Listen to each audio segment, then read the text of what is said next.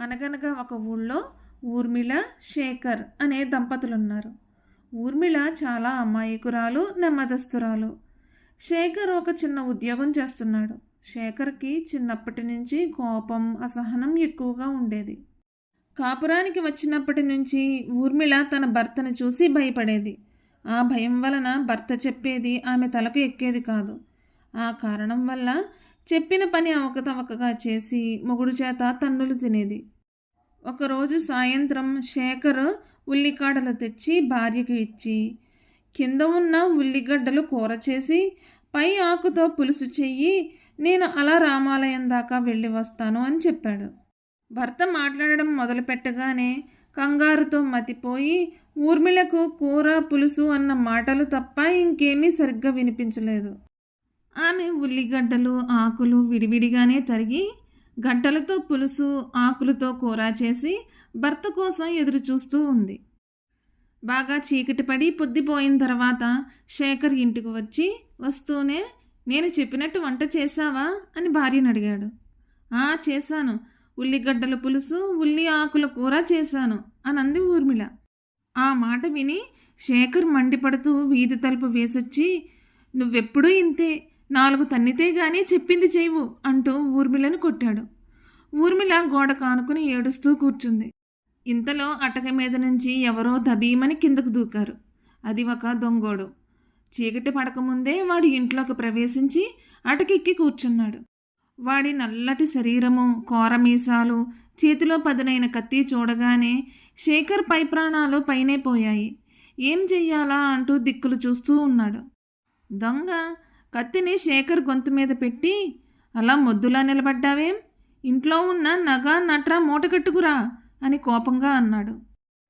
శేఖర్ గజగజలాడుతూ, కాస్త కత్తి కిందకి దించండి, కదలలేకుండా ఉన్నాను అని అన్నాడు. తర్వాత శేఖరు లోపలికి వెళ్ళాడు. దొంగ కూడా శేఖర్ వెనకాలే వెళ్ళాడు.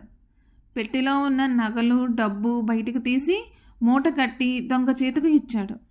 దొంగ ఆ నగల మూట చంకలో పెట్టుకుని, ఏది ఉల్లిగడ్డల పులుసు, ఉల్లి ఆకుల కూర, నాకు ఆకలి వేస్తుంది, నీ భార్యను తొందరగా వడ్డించమను అని అన్నాడు దొంగ.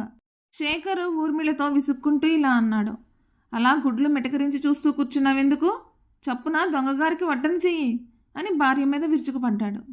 ఊర్మిళ దొంగకు కంచం పెట్టి కూర పులుసు వడ్డించి భోజనం పెట్టింది. శేఖరు దొంగ తింటున్నంతసేపు విసురుతూ కూర్చున్నాడు. అమోఘమైన కూర, అమృతం లాంటి పులుసు అంటూ దొంగ గిన్నెలు ఖాళీ చేసి శేఖర్తో ఇలా అన్నాడు, అసలు నువ్వు మనిషివేనా, ఇంత చక్కగా వంట చేసిన మనిషిని చావబాదుతావా, ఇల్లంతా దోచిన నాకు భోజనం పెట్టించి విసురుతూ కూర్చున్నావు అంటూ విరగబడి నవ్వాడు. ఆ మాటలకి శేఖర్కు తల తీసేసినట్టయింది. తర్వాత, అసలు నేను దొంగను ఎలా అయ్యానో తెలుసా అని అన్నాడు దొంగ. తెలీదు అన్నట్టు శేఖర్ తలాడించాడు.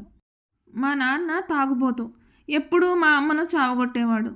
మా అమ్మ కూలి పని చేసి డబ్బులు దాచి నన్ను చదివించేది. మా నాన్న మా అమ్మను కొట్టి ఆ డబ్బులు కూడా తాగడానికి తీసుకుపోయేవాడు. మా అమ్మ ఆ దెబ్బలతోనే తొందరగా చచ్చిపోయింది. నేనింకా ఆ ఇంటిలో ఉండలేక పారిపోయాను. చదువు లేదు, కష్టపడి కూలి చేసి సంపాదించుకునే ఈడు కూడా కాదు. విధి లేక దొంగగా మారాను.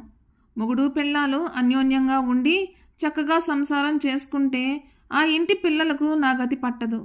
ఉల్లి ఆకులకు, గడ్డలకు ఒకే వాసన, రుచి ఉన్నట్టే భార్యాభర్తలకు కూడా ఒకే రకం భావాలు ఉండాలి. ఇకనైనా నువ్వు బుద్ధి తెచ్చుకుని భార్యతో అన్యోన్యంగా ఉండు అని దొంగ లేచి తన చంకన ఉన్న నగల మూట ఊర్మిళకు ఇచ్చేసి వెళ్ళిపోయాడు. ఆ తర్వాత శేఖర్ భార్య మీద చెయ్యి చేసుకోలేదు. ఊర్మిళ అతన్ని చూసి దడుచుకోనూ లేదు. ఈ కథ కానీ మీకు నచ్చినట్లయితే please like, share and subscribe to my channel.